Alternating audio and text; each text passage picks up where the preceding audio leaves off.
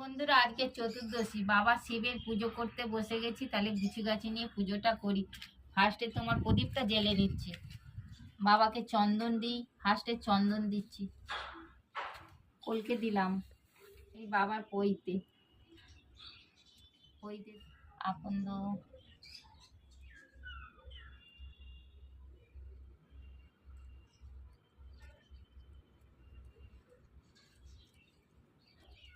এই আকন্দ মালা।